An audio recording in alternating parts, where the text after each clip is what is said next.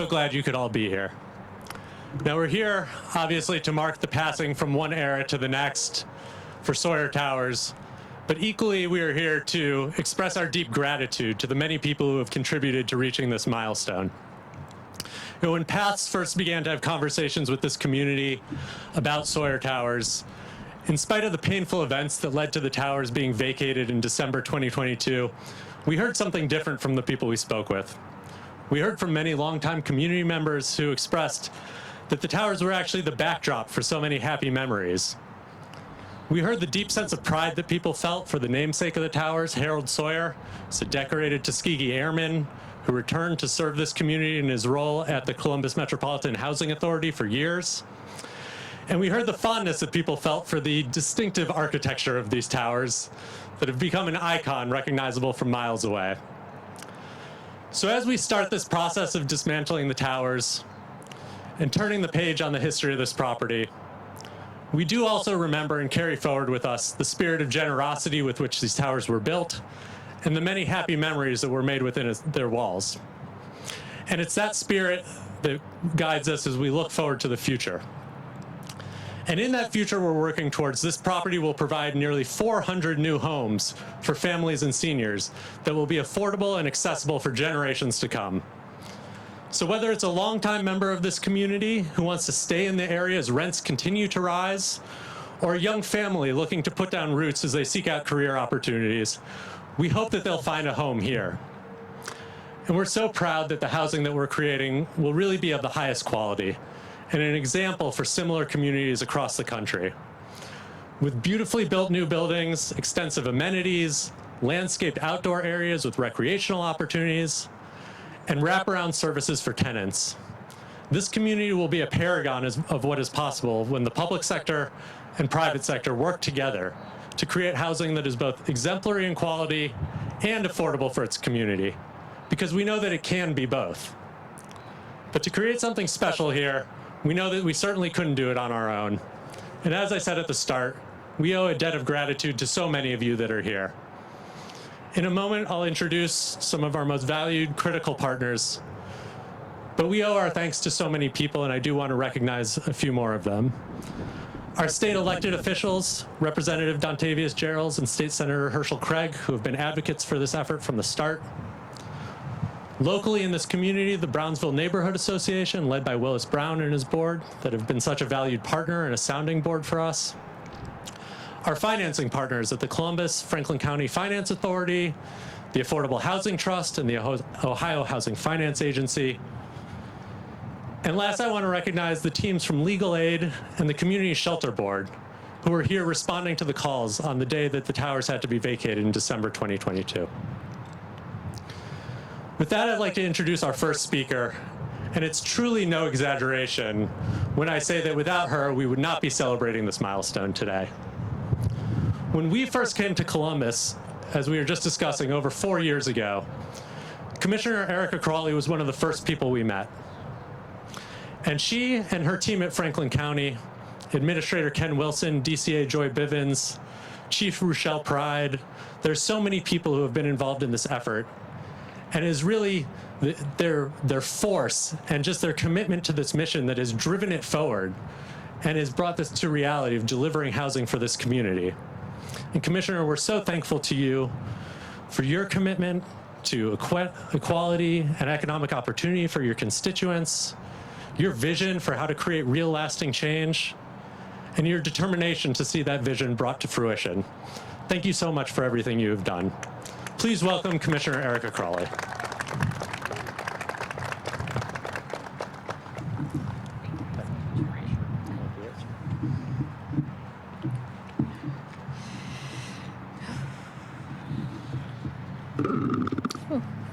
Good morning, everyone. I am your Franklin County Commissioner, Erica Crawley. I bring greetings on behalf of my colleagues at the Franklin County Board of Commissioners, President John O'Grady and Kevin Boyes. I want to start with gratitude. But before I tell you where we're going, I need to thank the people who got us here. Thank you to my colleague, John O'Grady, and every Franklin County department that answered the call on Christmas Day 2022, Job and Family Services, the Office on Aging, Justice Policy and Programs, Child Support, the Family Stabilization Unit. Thank you to CODA, to Red Cross, Legal Aid, the Community Shelter Board, Mayor Ginther, City Council, my friend Derek Clay, the Near East Area Commission, and our development partners at Naveen and PASS. This day belongs to all of you. Now let me tell you the story that made this day necessary. This is a story about trust. The community's first major betrayal happened in the early 1960s when the city used an eminent domain to bulldoze homes and businesses to construct these public housing towers. This federal urban renewal initiative destroyed a predominantly Black neighborhood. Local civil rights leaders called it what it was: Negro removal. The construction of Boulevard Arms, later Sawyer Towers, later Latitude 525, displaced 309 families, 307 of them Black. Residents were promised a thriving neighborhood with recreation centers, libraries, and green space, but too many of those promises never came. And still, many in this community looked at these towers with hope. Not long ago, I read that East Side legend Will Haygood moved into this complex as a teenager in 1968.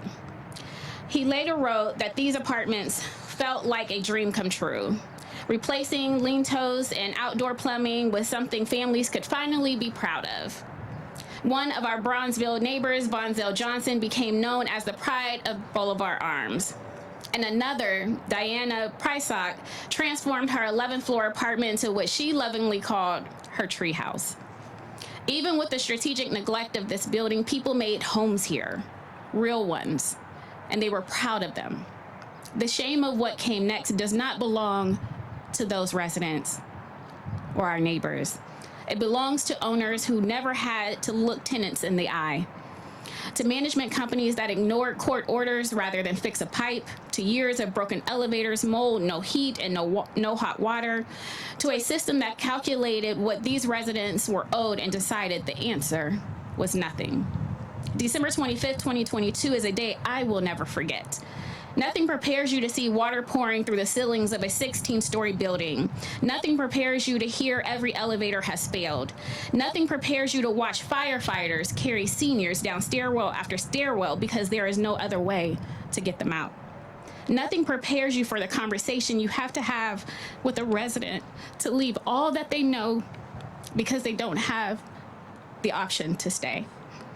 Our neighbor, Rick Hammond, moved into this building through Veterans Affairs after losing his wife. He called his apartment his sanctuary. On Christmas morning, he packed one duffel bag and evacuated. Diana Prysock left behind her 5 cats and her family Bible, filled with generations of births and deaths. That was Christmas morning. I was the second person to arrive here, only behind former NAACP President Nana Watson. And I knew in my heart this community deserved a dignified new start. I told residents, I care about you. We will fix this. But I want you to understand what I was asking of them. These neighbors already knew what broken promises looked like. They had filed maintenance requests, gone to court, and waited. And now someone in elected office was standing in front of them on Christmas morning, asking them to trust one more time. I made a promise that day. I don't care what we have to do. This can never happen again. And the work started immediately.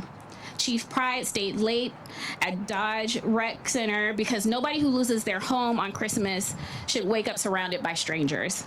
Our teams came back the day after Christmas because a 1-week gap in benefits can sink a family already in crisis. CODA ran trip after trip because evacuation does not end when the building is empty. Legal aid in the city went to court because accountability matters. This project is personal to me because I am my neighbor and my neighbor is me. And after what residents experienced here, trust could not simply be handed over to another developer with a presentation and a promise. It had to be earned. Months later, my friend Derek Clay reached out And as conversations began about what responsible investment in housing could look like in Columbus and Franklin County, and hearing more about Naveen's investment in affordable housing, it immediately made me think about what happened here and whether this could become part of the solution for this community. But introductions and conversations were never going to be enough for me after what these residents had endured. I needed to see for myself what kind of partner they could be. So I traveled to New York to visit Naveen properties and talk directly to residents living there. I asked whether things got fixed when they broke, whether residents felt safe, whether anyone in authority actually listened to them. Commissioner O'Grady also took the time to independently visit and evaluate their work himself. Because after everything this community had endured, none of us were willing to move forward based on promises alone. The answers I received from the residents that they had in New York were the reason why I came home and put my name on this deal. And let me say something plainly. This did not happen overnight. It has taken nearly 3 years to get this across the finish line. 3 years of conversations, 3 years of rebuilding trust, 3 years of carrying the weight of what happened on Christmas morning. And while there were easier paths politically, I kept thinking about those residents standing in flooded hallways, wondering whether anyone was actually going to follow through for them this time. After that day, I had two choices: follow through or become another person who let this community down. I was not going to be next on their list. That is how trust gets built, and the record we leave behind. And there is still more work to do.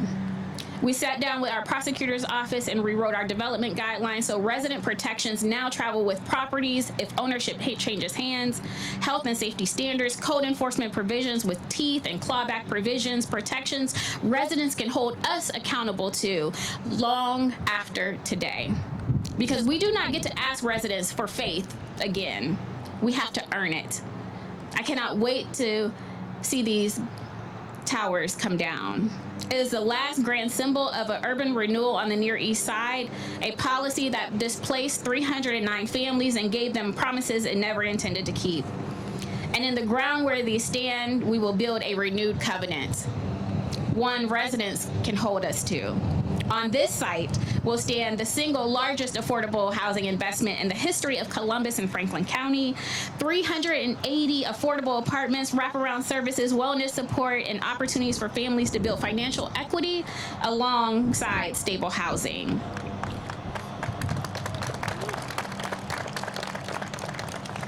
Upon hearing these towers would come down, Will Haygood said, "Surviving Boulevard Arms was a human victory."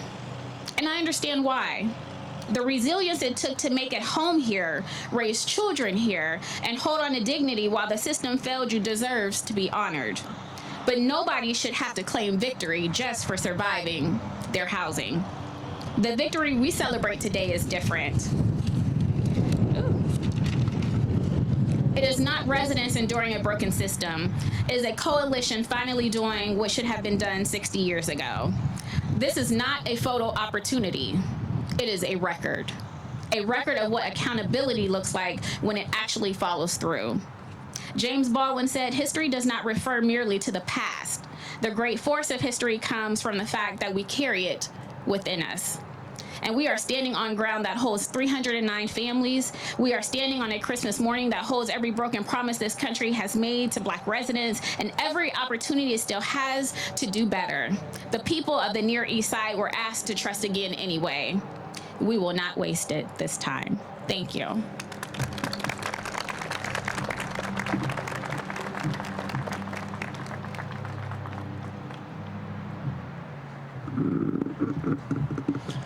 Thank you so much, Commissioner, for those remarks. Now, we at PATHS have visited many cities seeking opportunities to partner to create affordable housing. And while we often hear lip service paid to this important issue, unfortunately, it so often does not extend beyond the rhetoric to doing the hard work. Many cities would do well to look to this mayor and his administration for what it takes to be a leading example of how to take on the affordable housing crisis head-on through innovative leadership and creative problem solving. This mayor and his administration, whether it's the development department, building and zoning services, city law, and so many others that have touched this effort, They have rolled up their sleeves right alongside us and said, how can we be sure to maximize the impact of this opportunity? How can we tackle these problems that we're facing? In particular, I want to reiterate our appreciation for the Mayor's Department of Development, led by Director Mike Stevens and Deputy Director Hannah Jones, who have been such wonderful, indispensable partners to us in this effort. Mr. Mayor, thank you, and thanks to your administration for leading by example and showing all of us how to do the hard work necessary to deliver housing for this community in this city. Thank you. Please welcome Mayor Andrew Ginther. Thank you, son. Appreciate you. Good morning. Those powerful comments from Commissioner Crawley. I'm just grateful for her leadership. We would not be here today without her. I am her partner. She is the leader on this and so many other efforts. And Commissioner, thank you for all that you do. I want to thank every agency, community, nonprofit, first responder, and volunteer who was here in the winter of 2022 for the compassion and support that they showed the residents of Sawyer Towers, our neighbors. That especially includes some of the folks that were mentioned, the City Department of Development, the county team, and so many others. As we look to the future, I want to thank Naveen Real Estate Team and Director of Development, Max Aaron, the state of Ohio, and all the folks that have come together to work on this important effort. For some people, this place will always be Sawyer Towers. For others, Latitude 525. But for the families who lived here, it was home. And soon, it will be again. But before we talk cranes and demolition and capital stacks and what comes next, we need to remember what happened here. On Christmas Day in 2022, families were forced out of their homes when pipes burst during sub-zero temperatures. Apartments were flooded. Conditions were unsafe for all the residents. It was the final straw after years of substandard management and resident exploitation. Parents, children, seniors, and neighbors were left facing fear and uncertainty during the height of the holiday season. It disrupted their lives and their sense of security and stability. So many incredible first responders and dedicated public servants from the city and the county and other agencies showed up that day and the days that followed to lend a helping hand to safely evacuate the towers and connect residents with housing and essential resources. This community saw firsthand what happens when housing fails the people who depend on it. And we committed to a responsibility that didn't end when the emergency response had concluded. We cannot undo what happened here. We should not pretend that taking down these towers erases what those neighbors went through. But we can and should choose what happens next. When this crisis unfolded, Columbus made a promise that we would not look away. We would help residents through the immediate hardship, learn from what happened, and do more to protect families when landlords take advantage of vulnerable tenants who don't have better choices. That work has continued in real and meaningful ways. We enacted the Relocation Assistance Code so that renters displaced by emergency conditions are not left alone to shoulder the cost, confusion, and fear of starting over.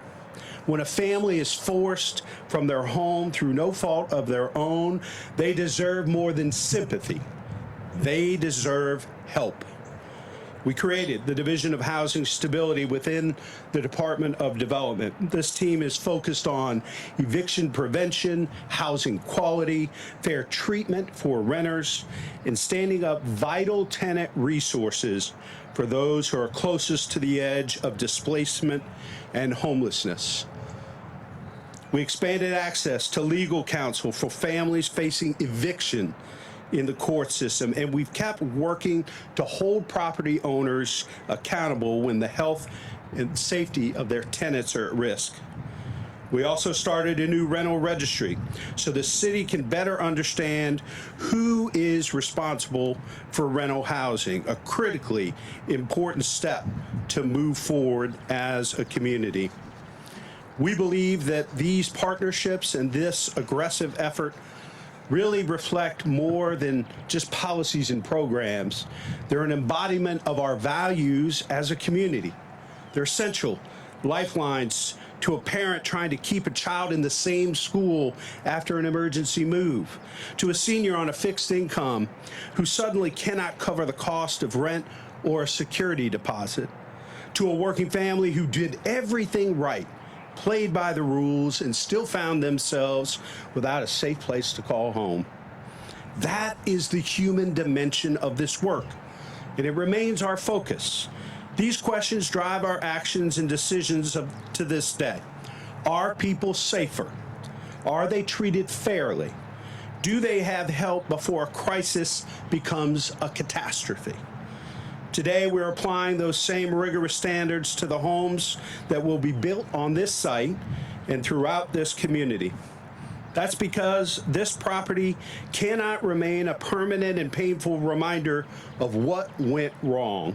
It needs to become part of what this neighborhood demands and deserves moving forward.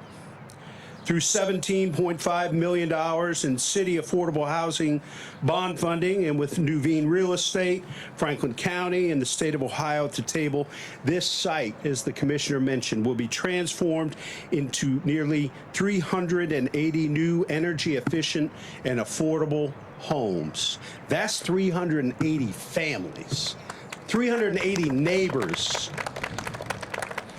And when we say affordable, we should be clear about what that means. These homes are affordable for households earning up to 60% of the area median income. Well, what does that mean? Tell me more. It's an annual salary of roughly $46,000 for a single renter, $53,000 for a household of two, $59,000 for a family of three, and $66,000 for a family of four. Who is that? Those are the folks that take care of our kids and help to care for our parents. They drive our buses. They teach our children. They take care of those on the front lines in this community and communities all over this city. Home health aides, security workers, line cooks, young parents who are just getting started, grandparents who are helping to raise their grandchildren, young professionals with steady jobs who are working hard, playing by the rules, but cannot keep up with the cost of rising rents. These are the neighbors who make Columbus work every single day.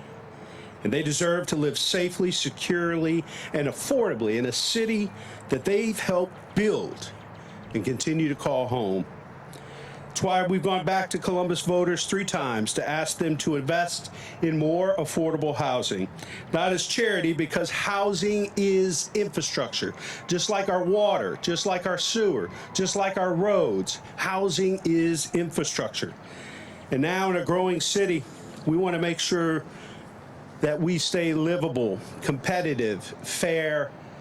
We want this growth to be dynamic and inclusive, where everybody, regardless of what you do for a living in this community, can afford to live here and make it special. We cannot let growth happen to us. We must embrace it and shape it to make sure that everybody has a place to call home. Here on the Near East Side, shaping growth means more than replacing 2 vacant towers. It means building homes that are safe, modern, efficient, and affordable. It means connecting this property to the neighborhood around it. It means remembering who lived here before while making room for the families who will live here next. And it means recognizing that none of us can do this work alone. The city cannot solve the housing supply crisis by itself. Neither can the county, the state, or nonprofit partners or the private sector.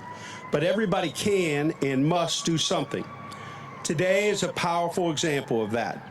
City bond dollars, county partnership, state support, private investment, and a shared belief that this site deserves better than the story it carried these last few years. To the former residents of Latitude 525, I know this moment may bring back difficult memories. I know the pain of what happened here did not end when the response teams departed and the TV cameras stopped rolling. So many of those stories folks shared with me at Dodge and at hotels in different parts of the city where folks were put up afterwards.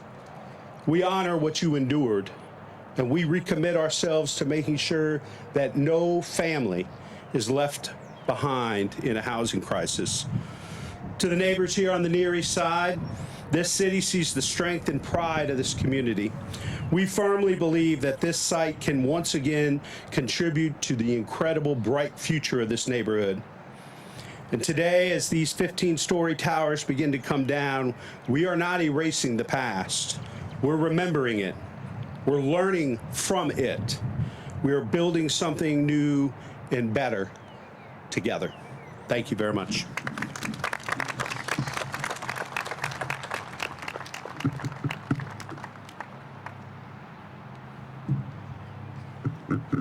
Thank you so much, Mr. Mayor.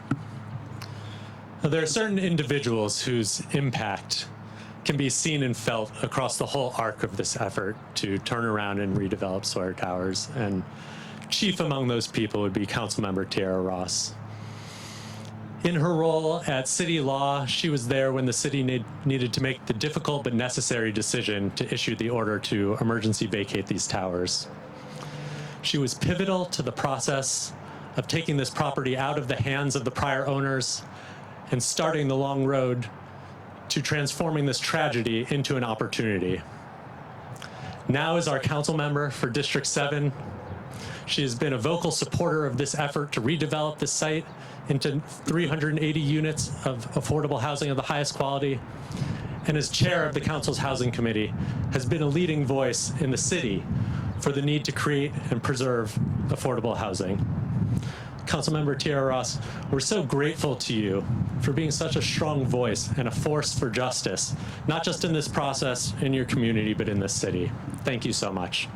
Please welcome Councilmember Ross.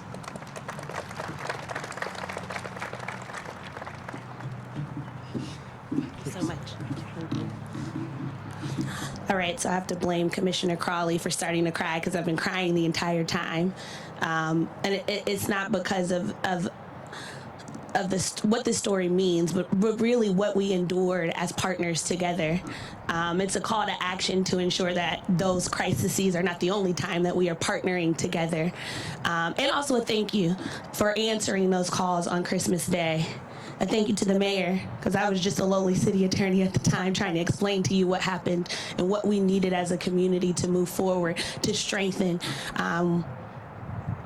this space.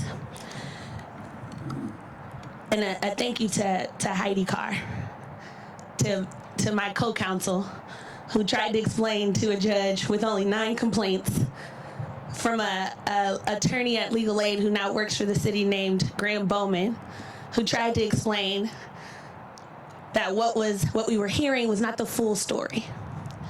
That what we saw in city records was actually not the full story of what was happening at this property. That just because you're not receiving a code enforcement complaint doesn't mean that they're not issues that need to be addressed, because people get tired of complaining when nobody is responding to the complaints. Who tried to explain to us that the exhaustion from living in conditions that were subhuman was something that we needed to answer to, even when the law didn't necessarily support the argument. And so thank you to those who fought to ensure that regardless of whether we were going to win a case, that the stories were uplifted and that the advocacy was there, because it was that case that got $10,000 to each resident that left here. Was the first time we had ever been able to put money back in pockets for residents who, quite frankly, deserve so much more. And that dollar amount was because we were there in person and could specifically speak to the issues that were happening in this community. So thank you for allowing me to cry through those call-outs, those specific call-outs for folks who I know worked through the mud to get us to this place. So today marks the beginning of accountability. healing and the possibility of something better for the people of this community. But we can't stand here today without first honoring the hundreds of residents whose families, whose lives were turned upside down on Christmas Day in 2022. We've talked about it. Families who were displaced with little warning because of years of neglect, because of years of mismanagement, because of a disregard for human dignity and safety. What happened here was unacceptable. What happened here was unacceptable. Housing, we all know, is not simply about buildings, but it's about stability, security, and the right to live with dignity. And yet, in the middle of crisis and heartbreak, I saw personally something extraordinary. I saw Columbus show up for one another. I saw Columbus and Franklin County show up for one another. In my decade of service to this city, I have never witnessed community response at the scale and with the compassion that emerged from those difficult days and weeks. I am deeply grateful to the Office of the Columbus City Attorney, to the City of Columbus Department of Building and Zoning Services, the Division of Code Enforcement specifically. Some of you who were there with me on Christmas Day, thank you. To the Community Shelter Board, to Legal Aid of Columbus and Central Ohio, to the Department of Development, Deputy Director Jones specifically, because I think it's important to call out specifically the folks that answer the calls, the folks that add to their duty what wasn't on their duty, and then the folks that turn those duties into systems that are able to respond. There was no system before this crisis. There was no response system before this crisis. There was no coordination before this crisis. Hannah Jones coordinated that, and so thank you. To Administrator Bivens, to Director Pride, there's a group chat I'll never delete. Thank you for answering the call. Thank you for not only answering the call, but showing up. Thank you for continuing to show up. Thank you for still answering my phone calls to this day. I appreciate the both of you with all of my heart. And beyond the institutional folks, thank you to the army of community members, advocates, volunteers, faith leaders, service providers, and neighbors who refuse to let residents face this tragedy alone. People who work tirelessly to ensure dignity remained threaded through every moment of uncertainty, of fear, and of displacement. I'm proud to have worked alongside many partners to help return thousands of dollars back to these tenants. Dollars that belonged to them, dollars that they were owed, dollars that represented just a small measure of justice in an unjust situation. Demolition alone is not justice. Today is important, but justice comes with the responsibility that we have after today. To ensure our community has strong tenant protections so that this never happens again. And a small shout out to now Prosecutor Shayla Favor, who after this turned this incident into legislation, into systems that are helping us to not just respond, but to prevent situations like this from happening again. We must build enough quality, affordable housing so that no family is trapped in unsafe conditions because they have nowhere else to go. Housing choice is what prevents tenant abuse. Stability is what creates healthy communities. And as we look toward what will rise here next, we must first know that we're still being watched.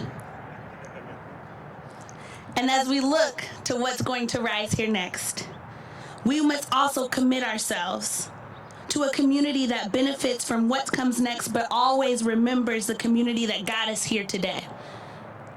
Because the future of this site should not erase the pain that happened here.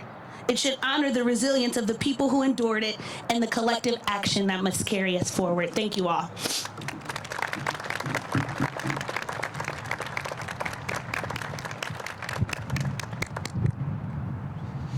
Thank you so much, Council Member. But beyond just building great housing here, we recognize that it's our responsibility to this community to be excellent stewards of this property and to do right by the members of this community. And to do that, we needed to engage in an open and honest dialogue with the members of this community. It's something that wouldn't have been possible without the Near East Area Commission under the leadership of Chair Dr. Nathan Harris. Dr. Harris and his board took a leap of faith, inviting a bunch of out-of-towners into their community for many conversations about their aspirations and their concerns about the process of redeveloping the Sawyer Towers site. And Dr. Harris has facilitated that dialogue masterfully, and I can say unequivocally that this project is a better one today because of it. Dr. Harris, the NEAC board, and the community members that participated in those conversations shared invaluable insights, local wisdom, and yes, sometimes a bit of tough love to ensure that this project would take advantage of this incredible once-in-a-generation opportunity. And for that, Dr. Harris, we're so grateful. Please welcome Dr. Nathan Harris.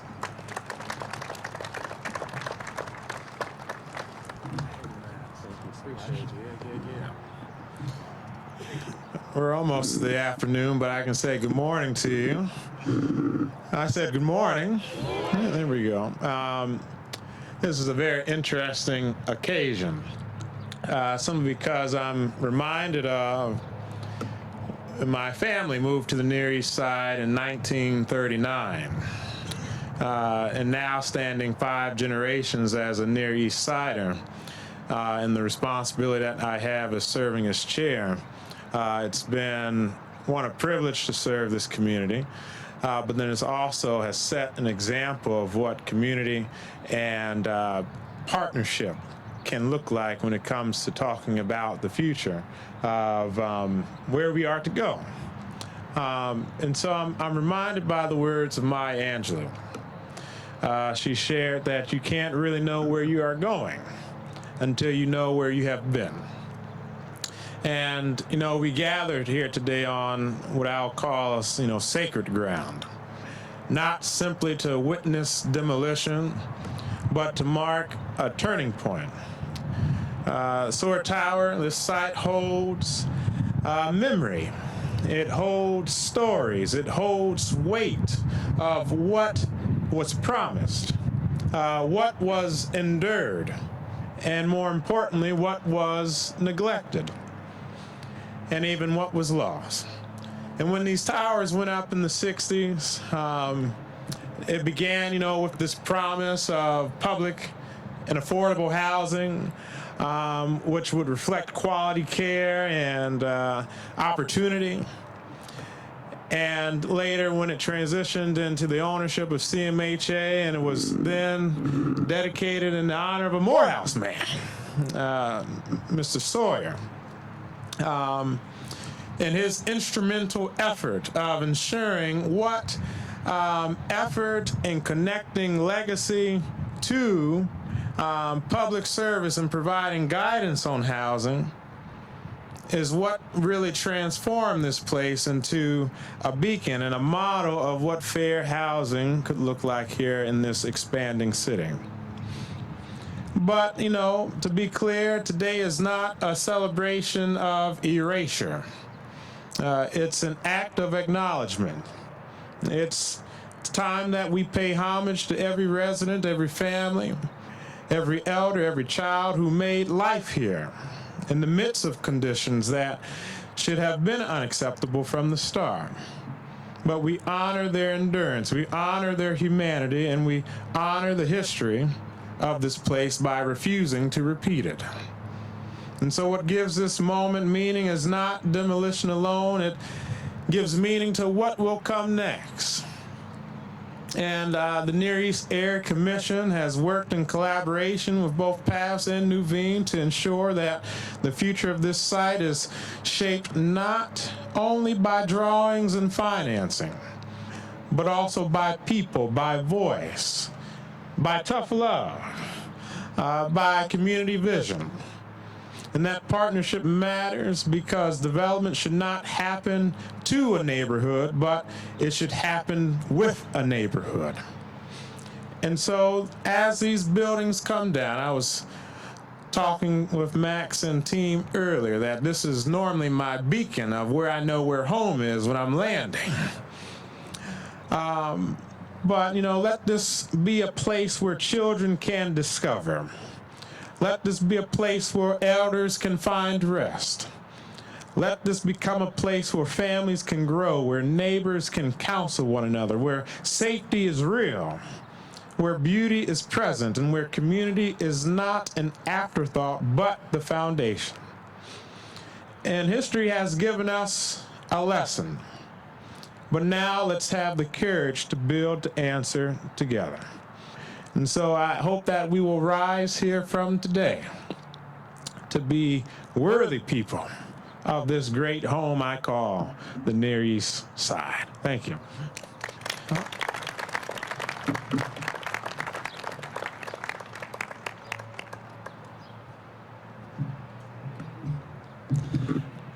Thank you so much, Dr. Harris, for those remarks. And with that, we're going to mark the commencement of the process of demolishing these towers with the removal of the steel pyramid you see here on top of one of the towers. So with that, Kevin, you can take it away.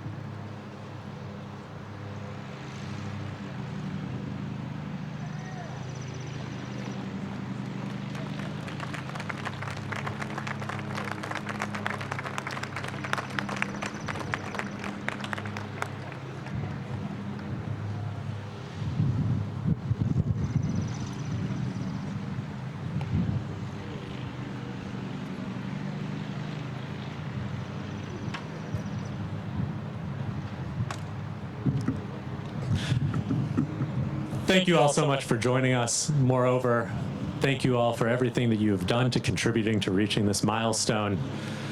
As you all have heard, this is only the beginning. We're so excited to have you all back here for the groundbreaking in the not too distant future. Thanks again. Have a great day.